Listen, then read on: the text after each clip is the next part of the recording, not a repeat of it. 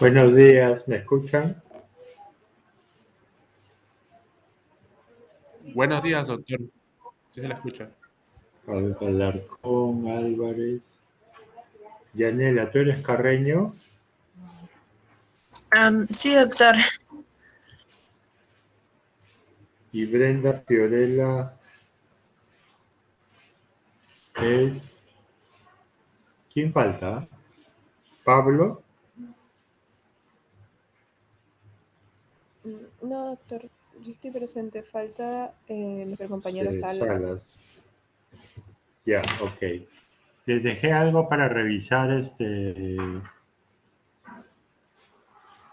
día miércoles. No, yo no anoté nada de verdad. No, doctor. Solamente nos dijo que íbamos a repasar acromegalia. Sí. Estoy tratando de abrir un archivo y se está demorando mucho.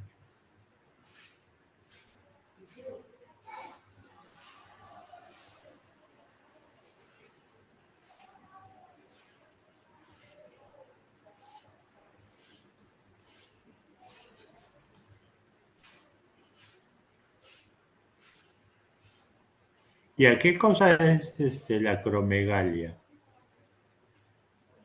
A ver, ¿quién quiere ir hablando mientras se va abriendo el archivo? Dime, Álvarez. Sí, doctor. Bueno, buenos días. La acromegalia en sí es un aumento de las hormonas de crecimiento, ¿no? Que se da en esos pacientes, ¿no? Que pueden producir a la vez dolores articulares y presentar diversa clínica también, ¿no? Frente a este exceso de hormona de crecimiento. Pero hay dos presentaciones de exceso de hormona de crecimiento. Hay dos presentaciones.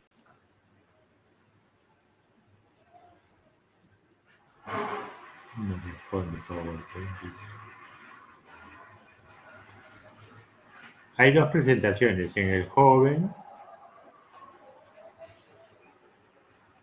que se llama cuando el paciente involucrado es un paciente joven que no ha terminado de crecer.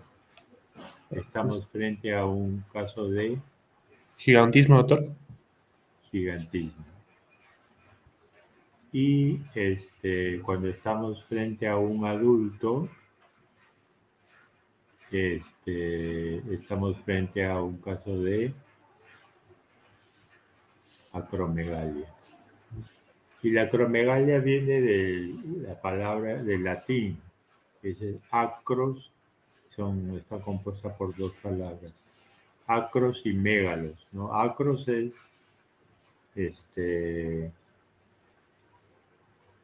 distal, miembro, se refiere a los miembros distales, y mégalos que son grandes, ¿no?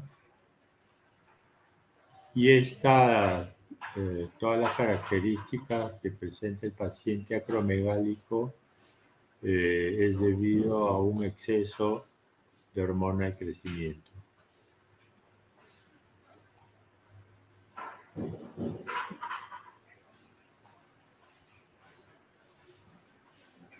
Muy bien. ¿Qué características tendría el paciente con acromegalia clínicamente? Alarcón.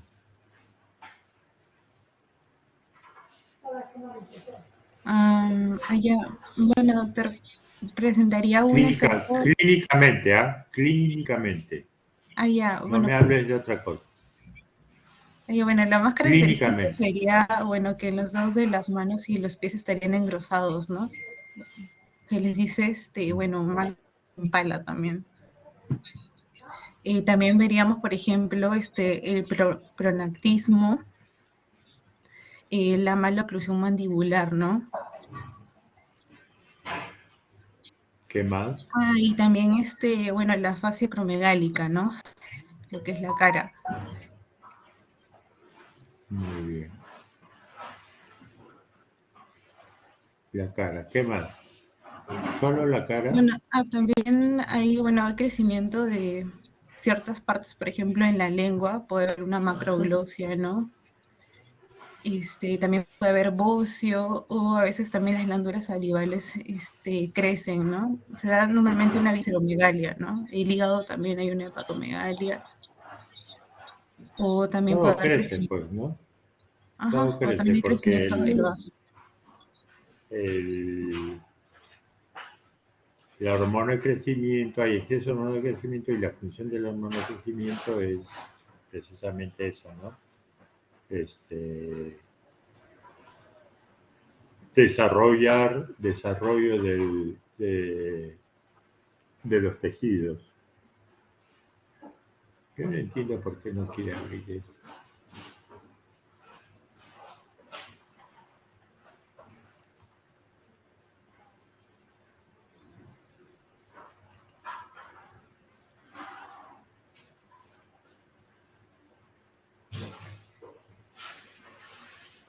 Ya. Entonces, y si le tomas la presión, ¿cómo estaría la presión, Carreño? Sería un paciente hipertenso, doctor, porque tiene siempre problemas cardiovasculares, usualmente. No es exactamente así. O sea, es cierto que tiene problemas cardiovasculares, pero la hipertensión es debida a otras causas.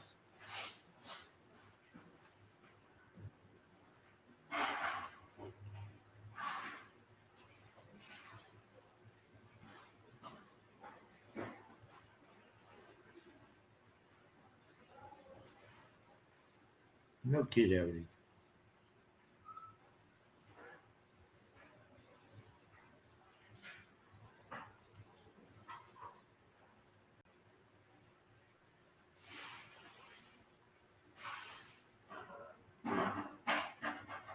Lo que pasa es que ahí tengo el caso clínico y tengo también una charla. Bueno, ok.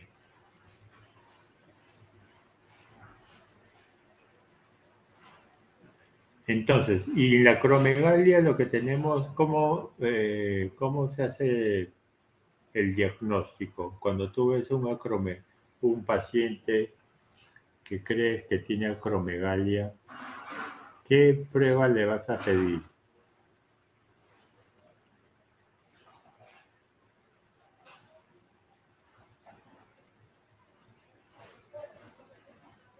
Sí, Fabricio. Sí, doctor. Bueno, para empezar, entre las pruebas diagnósticas, primero es el IGF-1, ¿no? Esta hormona activa, ¿no? Nos puede indicar el exceso de la hormona de crecimiento, ¿no? Es lo primero Claro. evaluar. Lo segundo, pues, sería una resonancia magnética, ¿no? De hipófisis con contraste, ¿no? Para ver si hay un tumor a nivel de hipófisis, ¿no? Que esté ocasionando este exceso de hormona de crecimiento. Y si el caso es dudoso, ¿qué pruebas usarías?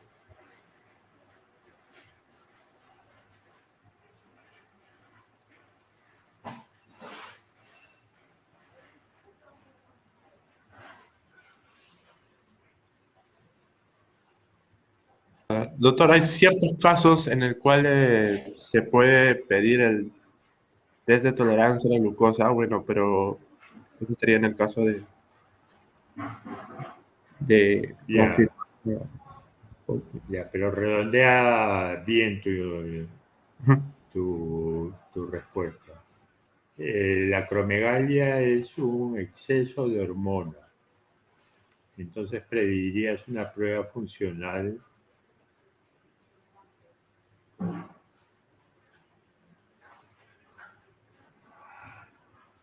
de supresión o estimulación.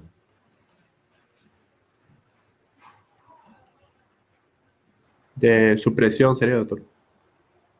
De supresión. Ya. Y la prueba de supresión para suprimir la hormona de crecimiento, ¿cuál es la ideal?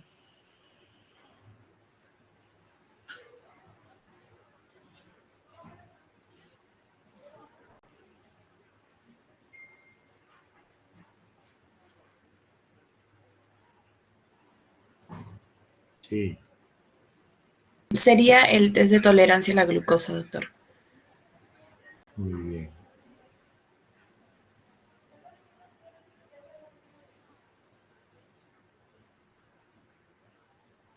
¿Están viendo la presentación? Bueno, no sé qué pasa con la computadora, está Sí, recontra doctor, sí lenta. se ve. Bueno, entonces, clínicamente lo que podríamos ver es manifestaciones del efecto de tumor local con crecimiento de la pituitaria. Si hay es un macroadenoma, lo que habíamos visto ayer, que hay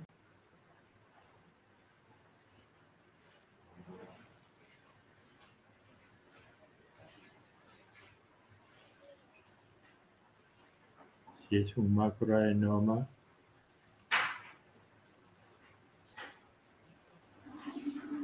acá está escrito. Puede ver alteraciones en los campos visuales, doctor. En este caso.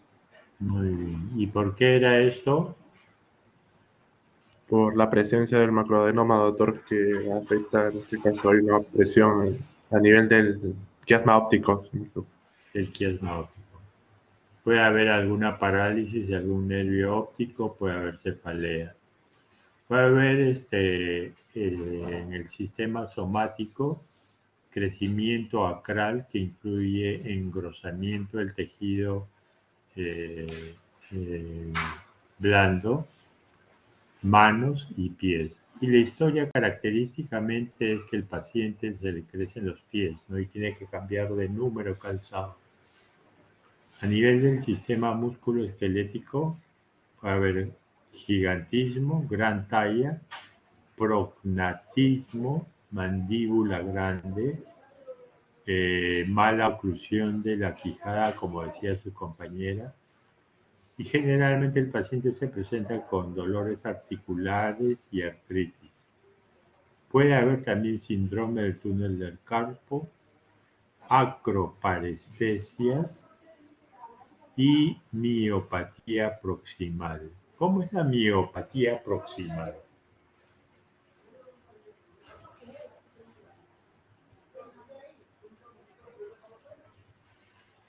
Salas. No, Salas no está, Pablo. ¿Qué entiendes cuando tú lees miopatía proximal? Sí, doctor.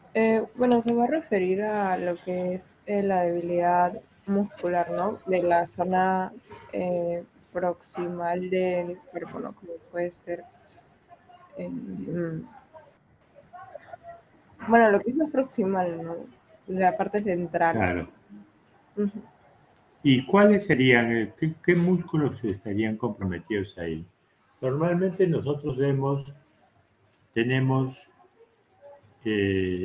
la cintura pélvica y la cintura, no la cintura, el perímetro torácico.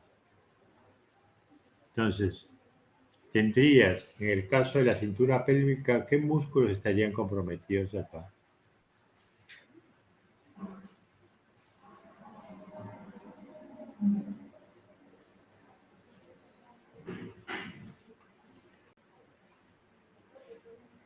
Los músculos que están en el muslo. Entonces, típicamente, por decir, tú le haces hacer una sentadilla al paciente, lo pones en cuclillas y ese paciente no puede levantarse porque le falta fuerza a nivel de los músculos proximales. Esa es una prueba muy sencilla. Lo mismo le sucede, hay otra endocrinopatía que produce lo mismo.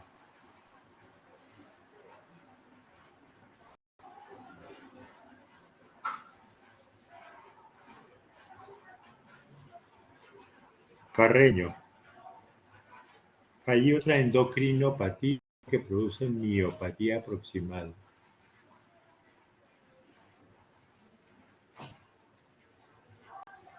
Es el hipertiroidismo. El hipertiroidismo descompensado va típicamente con miopatía proximal. ¿Cómo lo compruebas? Le haces hacer una cuclillas. Lo pones una sentadilla, no sé cómo le llaman, una rana, ¿no? Agarrándose del borde de una mesa, por decirle, dices que se ponga en cuclillas. Y ahora le dice, levántese, no puede, porque tiene miopatía proximal. Y también hay hipertrofia de los huesos frontales. A nivel de la piel y el sistema gastrointestinal puede haber hiperhidrosis, piel con textura oleosa, skin tax, que no sé exactamente cómo es la traducción, no sé si alguien de ustedes lo sabe, y pólipos colónicos. Y una cosa que escribió el doctor don Fausto Garmendia Lorena, un endocrinólogo famoso, uno de los padres de la endocrinología del Perú, del 2 de mayo, él ya está jubilado hace muchos años, él es cusqueño y él habla quechua y lo denominó Uma Chakra. ¿Saben qué cosa es Uma en quechua?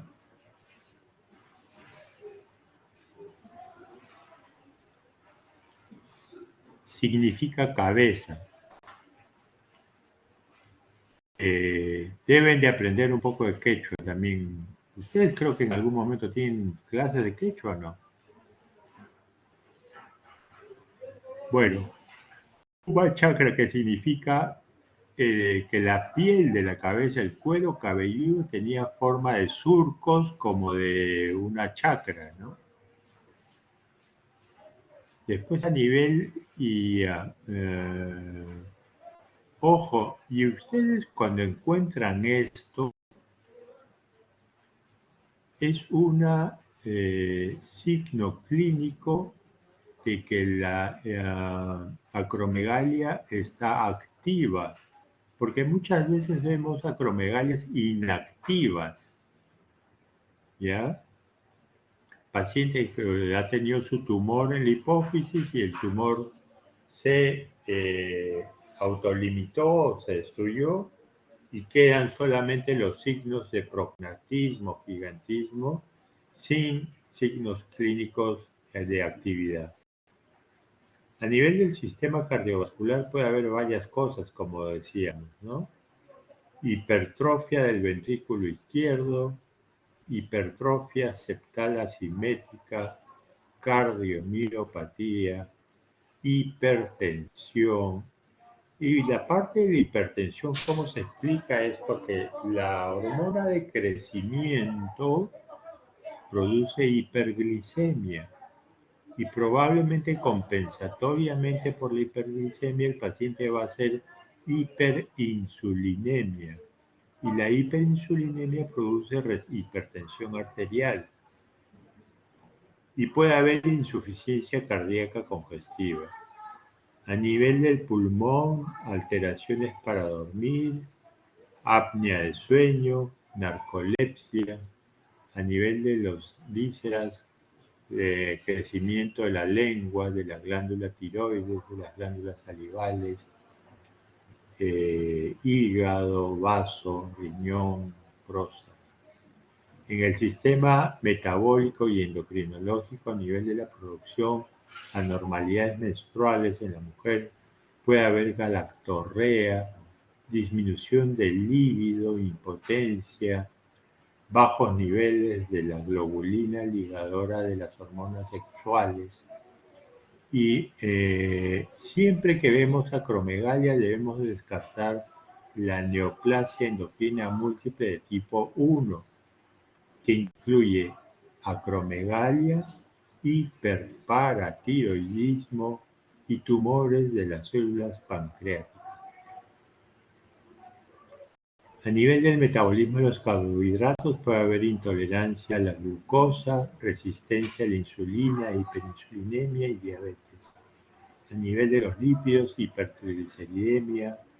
A nivel del metabolismo mineral, hipercalciuria con incremento de los niveles de 25-hidroxivitamina D3 y hidroxiprolina urinaria. Con respecto a los electrolitos, puede haber niveles bajos de renina y niveles incrementados de aldosterona. Y a nivel de la glándula tiroidea, unos niveles bajos de la globulina ligadora de tiroxina y puede haber bocio.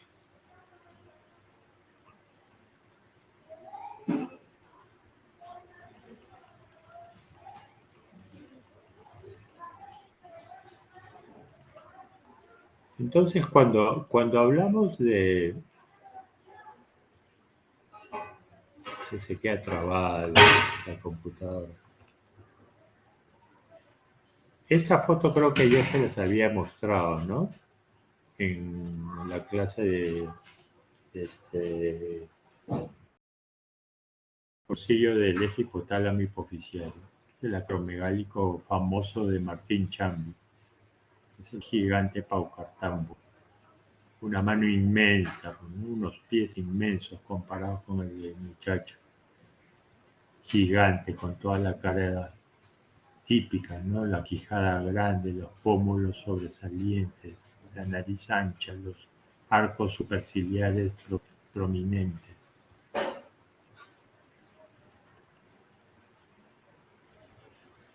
Y otros acromegálicos famosos, bueno, Goliat y más cómicamente Popeye, ¿no? Si ustedes miran a Popeye, quijada grande, brazos grandes, pies grandes, desproporcionado, ¿no?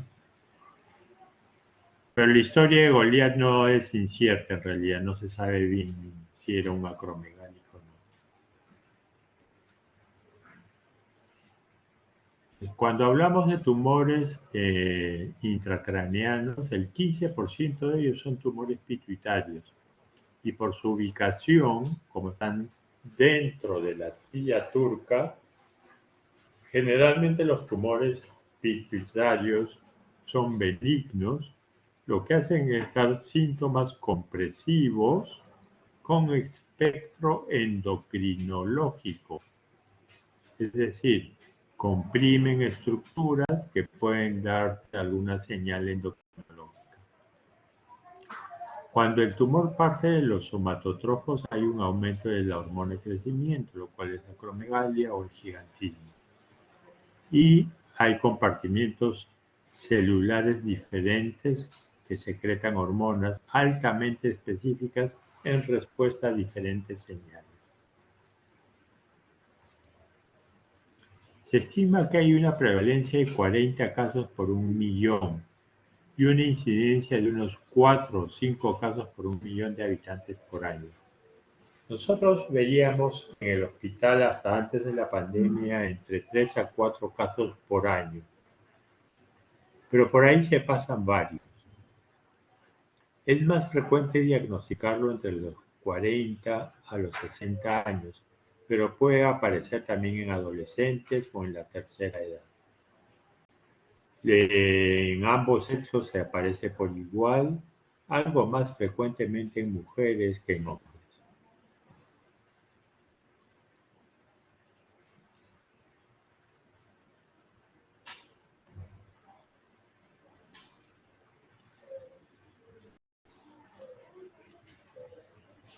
La hormona de crecimiento es un polipéptido que se secreta en la adenohipófisis en forma pulsátil. Es una hormona también de estrés, que pertenece al grupo de las hormonas de estrés.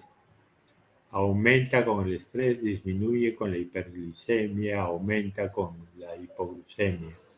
Su secreción está regulada por la hormona liberadora de hormona de crecimiento y la somatostatina. Y los efectos básicos son promotores del crecimiento del tejido. La secreción, su circulación está ligada a proteínas transportadoras a las que se unen menos del 50% de los hormonas de crecimiento relacionado con su receptor. Mecanismo de acción: unión al receptor de la membrana, un receptor de las citoquinas, y la variación de la secreción varía a lo largo de la vida. Durante la juventud y la pubertad hay un aumento de hormona de crecimiento que después va disminuyendo conforme avanzan los años, pero no desaparece. Entonces aquí hay una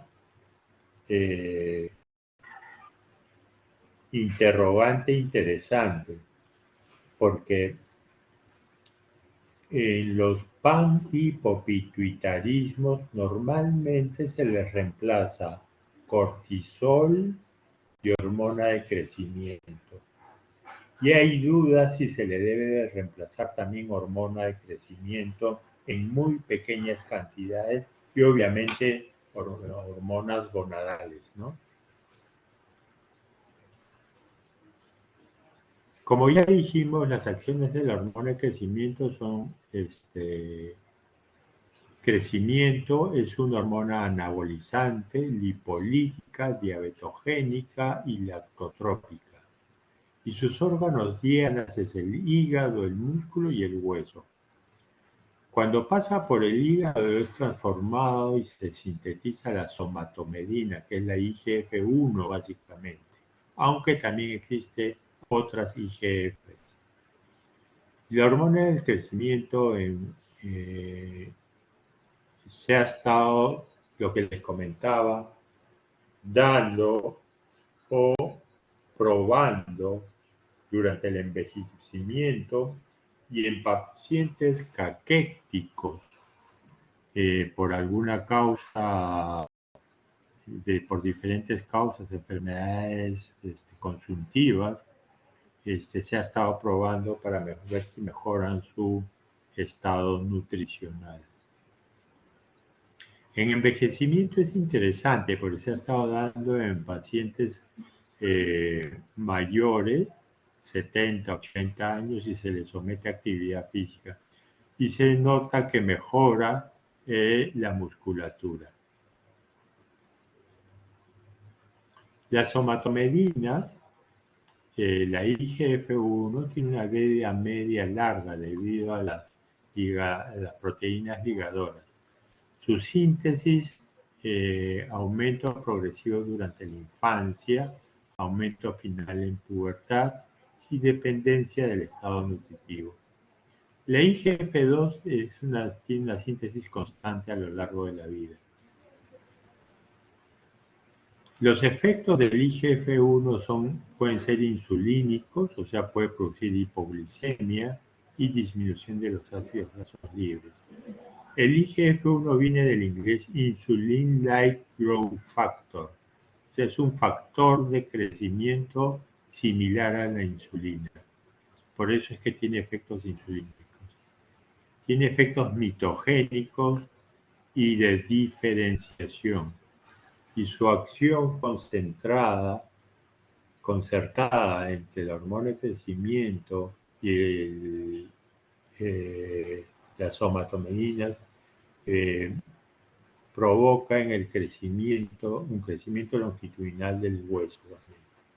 Su acción es básicamente en las metáfisis de los huesos largos. Como les decía, su secreción es pulsátil. La vida media es entre 6 y 20 minutos.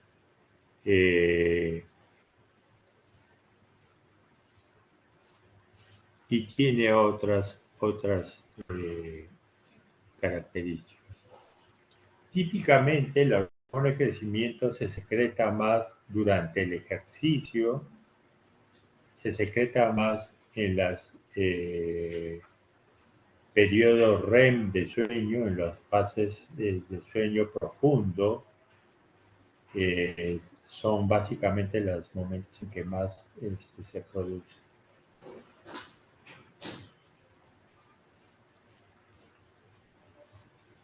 Y las causas de acromegalia pueden ser tres.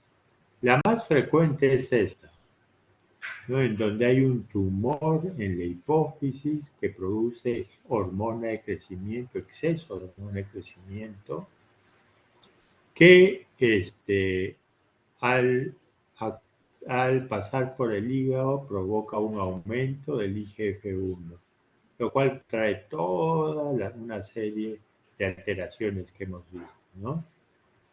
Generalmente son adenomas pituitarios con estas características, ¿no? Son rarísimos los carcinomas pituitarios y hay algunas síndromes familiares que pueden involucrarse, sobre todo la neoplasia endocrina múltiple tipo 1.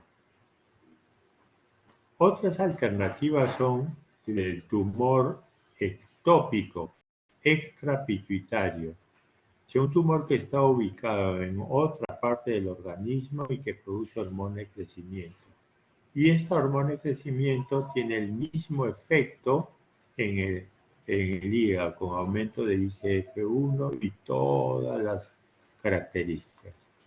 Habitualmente, los tumores que más producen hormona de crecimiento son los tumores de las células del islote pancreático, los linfomas y algunos estados iatrogénicos también. Y como última posibilidad tenemos los tumores secretores de hormona de crecimiento, que van a actuar a nivel de la hipófisis, de la adenohipófisis, estimulando la producción de hormona de crecimiento y dando todo el cuadro clínico característico. ¿Cuáles son los tumores más frecuentes que producen hormona libre? El carcinoide bronquial, los de páncreas, el cáncer de células pequeñas del pulmón, el adenoma adrenal, el carcinoma medular de tiroides y el feocromocito. Y esta es una resonancia típica de un paciente que vimos acá, donde está el adenoma, es un macroadenoma, ¿no? Y el diagnóstico, como les había estado explicando, cuando tiene las características clínicas de acromegalia, con manos grandes, pies grandes, la cara grotesca, debemos de pedir IGF-1. Si el IGF-1 está normal para leer el sexo, se descarta acromegalia. Pero si el IGF-1 está elevado, hay que hacer una prueba de supresión con una tolerancia oral a la glucosa. Si la prueba de supresión suprime adecuadamente la hormona de crecimiento, se descarta la acromegalia. Pero si no suprime, el siguiente confirma el diagnóstico y el siguiente paso es realizar una resonancia magnética nuclear de hipófisis, donde generalmente están concentrados todos los tumores. Y esto va a cirugía, básicamente, ¿no? Y después puede ir a tratamiento con medicación o radiación. Si hacemos una resonancia y no encontramos el tumor en la hipófisis, hay que hacer otros estudios adicionales, ¿no? Como tomografía de pulmón, abdomen, para buscar una acromegalia extrapituitaria. Y una vez que se ubica, hay que resecar el tumor. Se dice que el diagnóstico de acromegalia se excluye cuando la hormona de crecimiento al azar es menos de 4 microgramos por litro. y la IGF-1 es normal. O cuando la hormona de crecimiento más baja, el nadir, durante la tolerancia oral a la glucosa, es menor a 1 microgramo por litro con un IGF-1 normal. Estas dos situaciones excluyen desde el punto de vista del laboratorio la acromegalia. Esto es lo que acabamos de revisar y este es el paciente que les enseñé la resonancia. ¿No? Como ustedes pueden ver, es un paciente con una quijada grande, una lengua grande, la nariz ancha, los pómulos sobresalientes, los arcos superciliares protuberientes, orejas grandes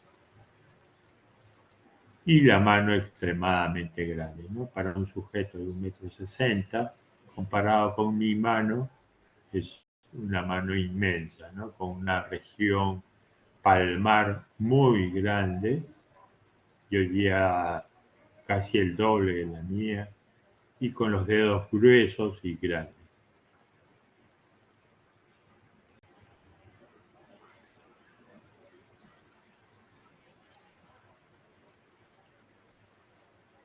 Recordemos que la somatostatina,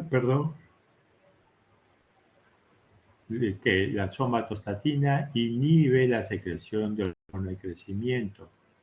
Y la hormona de crecimiento, luego que pasa por el hígado, produce el IGF-1 que hace la retroalimentación negativa tanto en el hipófisis como en el hipotálamo. Pero por otro lado, la hormona de crecimiento también provoca crecimiento corporal, lipólisis y disminuye la captación de glucosa.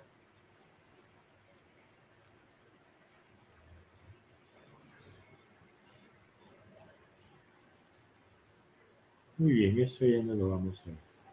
No sé si hay alguna pregunta. A ver, lo que les decía, el ritmo de secreción de la hormona de crecimiento tiene como un ciclo circadiano. Cuando uno se despierta tiende a subir y con el ejercicio es extenuante o intenso, hay picos de hormona de crecimiento. Durante el día hay pequeños picos, en la tarde hay un pequeño pico, que a veces este pequeño pico nos descompensa la glucosa en diabéticos, y durante la noche, en la fase REM, cuando dormimos profundamente, también hay picos. Por eso a los niños, a los papás que vienen con sus hijos pequeños, obviamente no son ya jóvenes, sino pequeños, para evaluación de la talla. Cuando terminamos de hacer el estudio y descartamos que hay deficiencia, que no hay deficiencia de hormona de crecimiento, le sugerimos que una manera natural de aumentar la producción de hormona de crecimiento es el ejercicio extremo. Les recomendamos hacer 1 hora al día, 3 veces por semana. Y los niños tienen que dormir entre 8 y 10 horas, ininterrumpidamente, para que hayan estos picos. Cuando vemos esto del crecimiento, que es un punto aparte, en las consultas para evaluar el desarrollo de los niños, lo que se hace es, se le evalúa al niño, se descartan todas las posibilidades. Si el niño está sano desde el punto de vista, se calcula su talla. Primero se pone la talla dentro de una tabla, que la van a ver en pediatría, una tabla de crecimiento, ¿no? Donde hay diferentes percentiles. Entonces, se le ubica en el percentil adecuado, se pone la talla del padre, se pone la talla de la madre y se calcula su talla que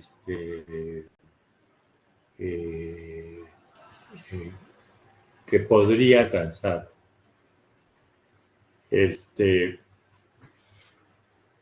Una vez que hacemos eso, vemos si el niño está fuera de su percentil.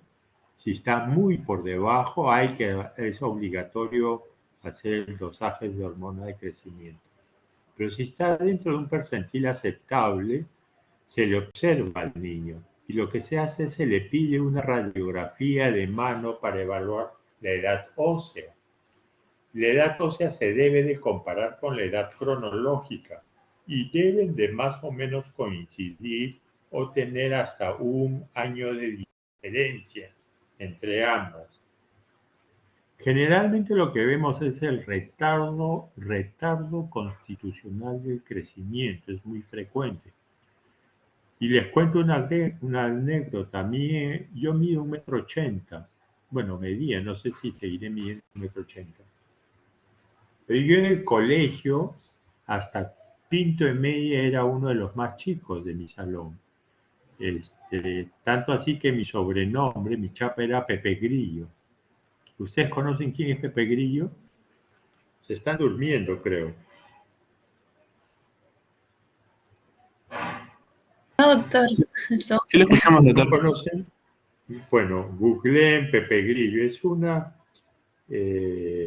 caricatura antigua de un grillo chiquitito, ¿no? Y que era amigo de quién era, no sé si era amigo de Mickey Mouse o del Pato Donald. Pero bueno, esa era mi chapa.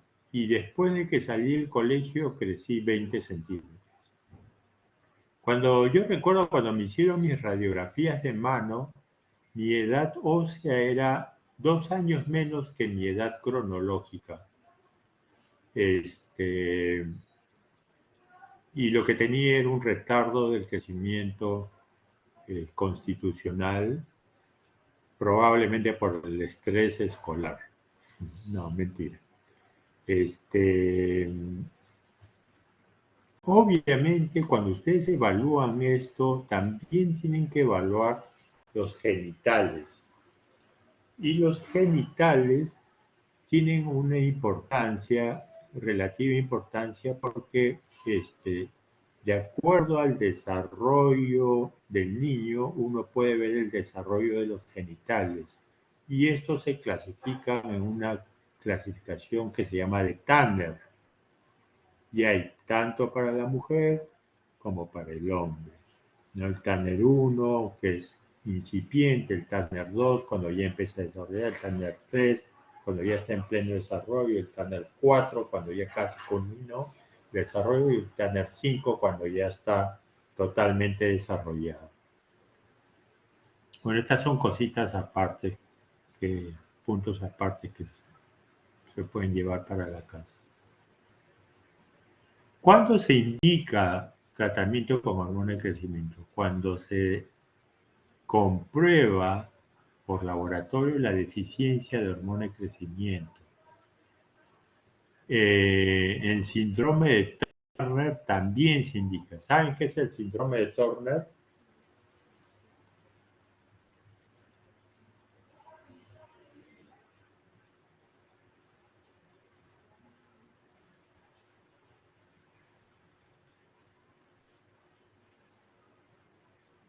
El síndrome de Turner se caracteriza por un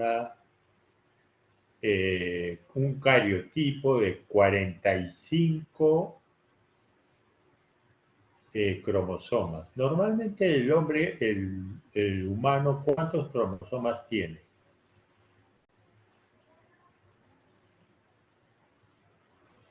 Alarcón. 36 cromosomas, doctor. De los cuales, ¿cuántos son somáticos y cuántos son sexuales?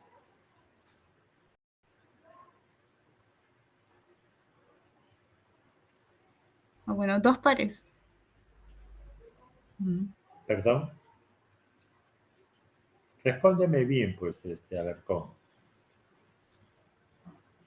Si tienes 46 cromosomas, tienes 22 pares somáticos, 22 pares, o sea, 44, y un par de cromosomas sexuales. que pueden ser XX en la mujer o XY en el varón.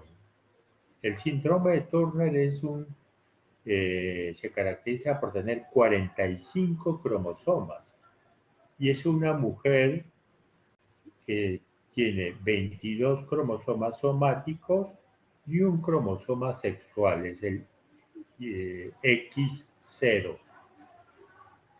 Y típicamente son mujeres de muy baja talla, con cuello alado, implantación baja de orejas y no tienen desarrollo sexual. Entonces en ellos a veces sí se autoriza el uso de hormona de crecimiento para mejorar un poco su talla. Y en la tercera edad lo puse como signo de interrogación porque los estudios que les había comentado. ¿Alguna pregunta? Estoy hablando mucho. Sí, doctor, una pregunta. No sé si me escucha. Disculpe. Sí te escucho. Ok, sí, sí. Mi pregunta iba, ¿cuál sería, o sea, las contraindicaciones de un tratamiento quirúrgico en los pacientes con acromegalia? Contraindicación, una contraindicación para operar a un acromegálico que esté en muy mal estado general. No encuentro otra contraindicación.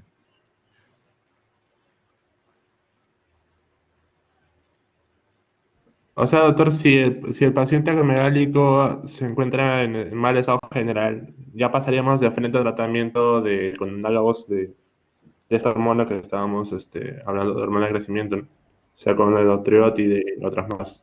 Entonces, pasaría tratamiento médico. Sí, sí, generalmente sí. Podría ser. La verdad que nosotros hemos operado, todos los acromegálicos que hemos tenido los hemos operado. Los hemos mandado a operar. El problema es que acá en el hospital no están haciendo cirugía de hipófisis, porque no tienen los aparatos, les faltan instrumentos. Entonces, generalmente los estamos mandando al 2 de mayo.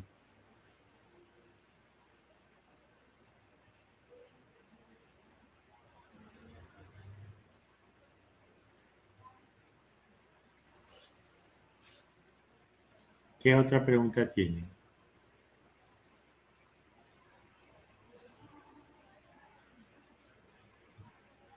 No sé si quieren ver algo más. Doctor, sí podría hacer una revisión pequeña no sé si creo que tenía una diapositiva del hipopituitarismo. Del hipopituitarismo. En realidad, no. Lo que podríamos ver es el cursillo que les hice sobre eje hipotálamo hipoficiario y acá buscar una diapositiva adecuada.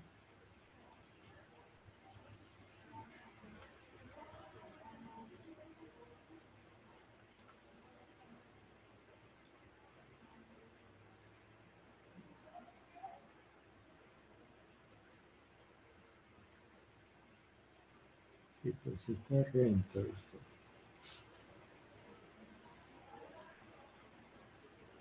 Ya.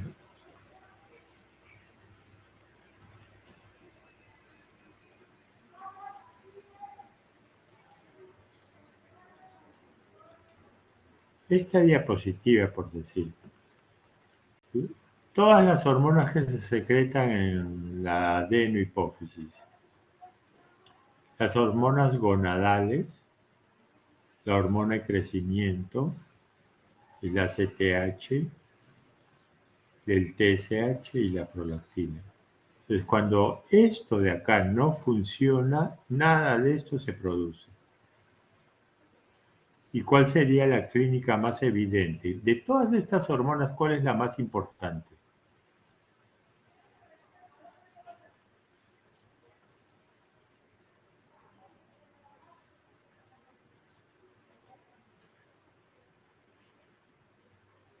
Pablo, ¿tú puedes vivir sin hormonas sexuales?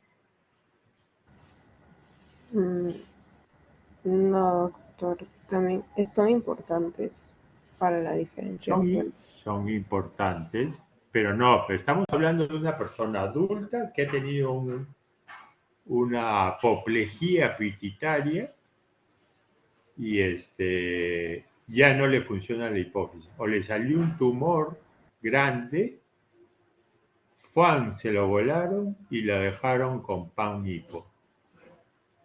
Ah, doctora, en ese caso, bueno, creo que no habría, bueno, sí habría algunas manifestaciones, ¿no? Pero nada de Pero gravedad. puedes Sí, vivir.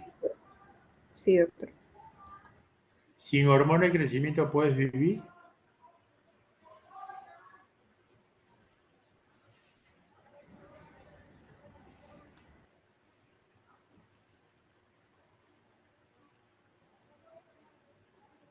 Alarcón.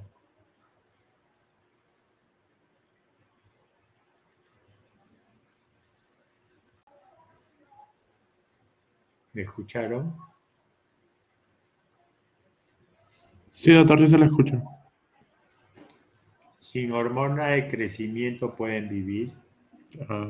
Sí, doctor, bueno, básicamente, pienso que la más importante de todas en este caso sería la ACTH, ¿no? Porque hace una regulación, o sea, más completa. Si hubiera un déficit de esta, nos llevaría a insuficiencia suprarrenal y otras complicaciones más, ¿no? Claro, una insuficiencia suprarrenal y eso te mata, ¿no? Eso te mata. Y al igual que la hormona tiroidea, que son indispensables. Son dos hormonas indispensables para la vida. El resto no las necesitas. Obviamente, si no tienes hormonas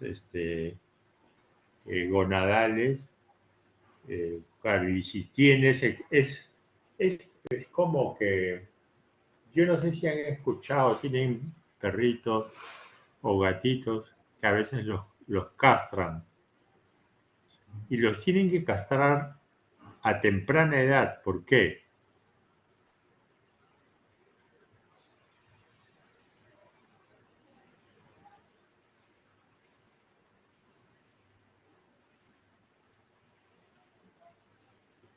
Porque si el animalito llega a la pubertad, se desarrolla, tiene en algún momento actividad sexual, eso se queda grabada en su mente. Y si tú lo castras ya de mayor, el perro no o el gato no va a vivir igual, porque conoce, recuerda esa experiencia, y no va a vivir igual. Por eso es que los sujetos, por decir, a veces yo he tenido casos de cáncer de testículo y al sujeto le han hecho una orquidectomía bilateral o traumatismos severos de testículo y le han hecho una orquidectomía bilateral. Sujetos adultos, hay que darles hormonas de reemplazo, ¿no? Primero para que cumplan su actividad sexual y segundo que los andrógenos, tanto los andrógenos como los estrógenos, tienen otros ciertos efectos, ¿no? Sobre algunos tejidos. Entonces, en el panhipopituitarismo, la causa más frecuente de panhipopituitarismo, ¿cuál es?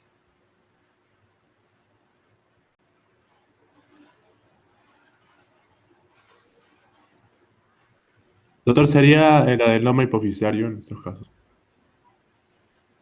No, fíjate que no. La causa más frecuente es el síndrome de Sheehan.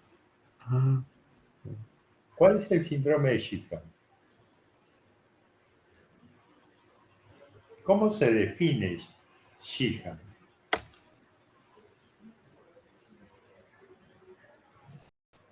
Sheehan se define como aquella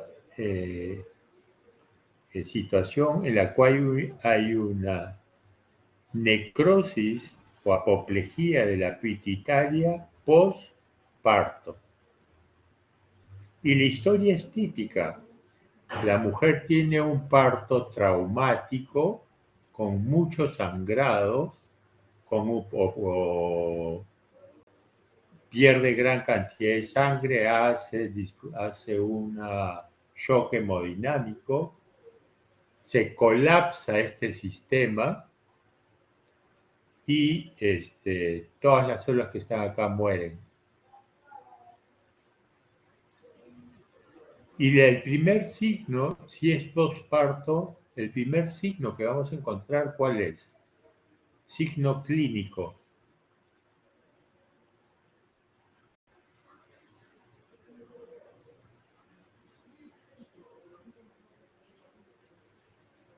Agalactia.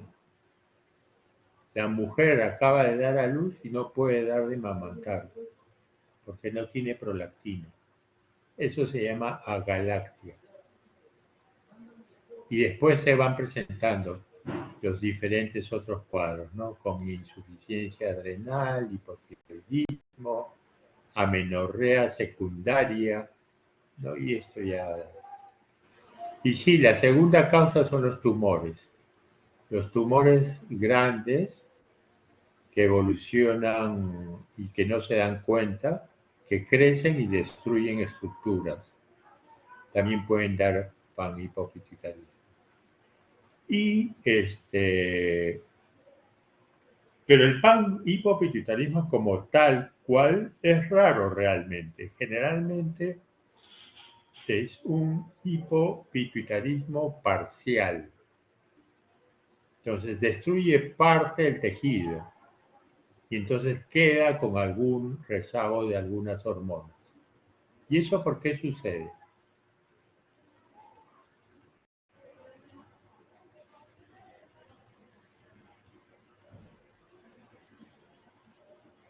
Porque no todas las células en la pituitaria anterior están distribuidas igual. Por decir, los corticotrofos que producen ACTH representan el 20% de todas las células. Los somatotrofos el 50%. Los gonadotrofos el 15%. Y lo que menos hay son tirotrofos. Por eso es que siempre, no siempre, pero generalmente el panhipo o el panhipo parcial se presenta como un hipotiroidismo secundario.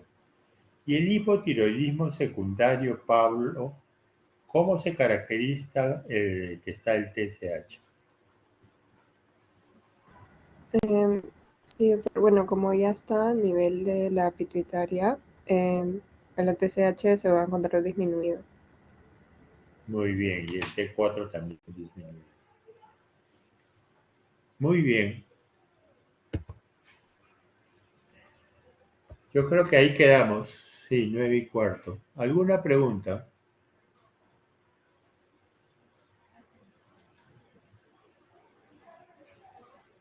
¿Alguna consulta? ¿Alguna duda?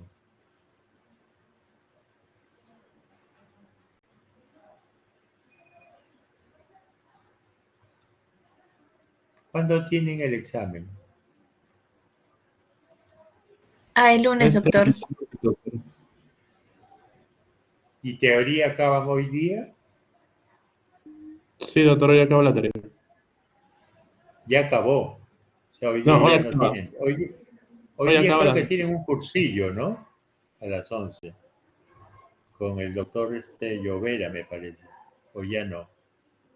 ¿No? Sí, sí, doctor, tenemos cursillo y después ya la teoría, que sería lo último. La última. Entonces tienen el fin de semana para estudiar. ¿Y de ahí qué curso viene? neuro, doctor.